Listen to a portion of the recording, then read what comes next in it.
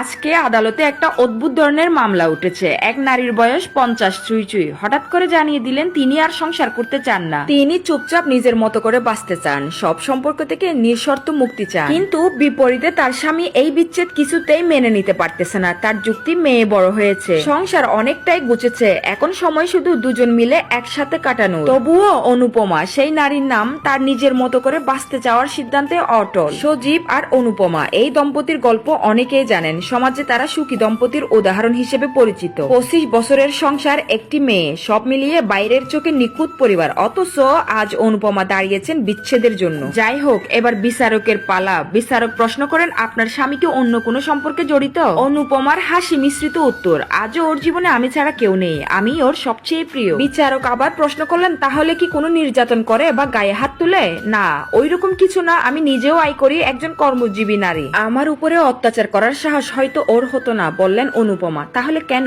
বিচারকের এই প্রশ্নে যেন জমে থাকা এক নদীর জল একসাথে বয়ে গেল। আজকের ভালোটা দেখেই আপনি বিচার করতে চাইছেন বিচারক মশাই, কিন্তু কেউ কি দেখেছে আমার গত 25 বছরের ক্লান্তি, প্রতিটা দিনের অভিমান, প্রতিটা রাতের চুপচাপ কান্না? আমার স্বামী একজন ভালো মানুষ, ভালো বাবা, ভালো অফিসার, কিন্তু ভালো প্রেমিক নয়। সে কোনো দিনও হতে পারেনি। বিশ্বাস ছিল এই সম্পর্কটা হবে বন্ধুত্ব, ভালোবাসার যত্নে মোড়া, কিন্তু বিয়ের পর সেই প্রেমিক হারিয়ে গেল। বউ হওয়া মানে রান্না শেখা, কাজের ভার নেওয়া, শাশুড়ির অপমান সহ্য করা, এসব যেন স্বাভাবিক হয়ে গেল। আমি তখনও আয় করতাম, তবুও সংসারের প্রতিটা দায়িত্ব নিজের কাঁধে নিয়েছিলাম এই আশায় প্রেম ফিরে পাবো, কিন্তু তেমন কিছুই হলো না। শাশুড়ির জ্ঞানজনা, শারীরিক কষ্ট, অফিস আর ঘরের চাপ, সবকিছুর মাঝেও আমি চাইতাম আমার স্বামী একটিবার পাশে এসে বলুক, চলো আজ দুজন মিলে কাজ করি, কিন্তু সে চুপ থেকেছে। সন্তান হওয়ার পরে শরীরে কিছু বদল এলো, চোখে ঘুমের অভাবে কালি, গায়ে ক্লান্তি। তখন আমি বুঝলাম তার দৃষ্টিতে আমি কেমন যেন অচেনা। অফিসের সহকর্মী তার কাছে হয়ে উঠলো বেশি গুরুত্বপূর্ণ। আমি শুধু এক সংসার সামলানোর মানুষ, প্রেমিকা নয়। একবার নয়, বহুবার বলেছি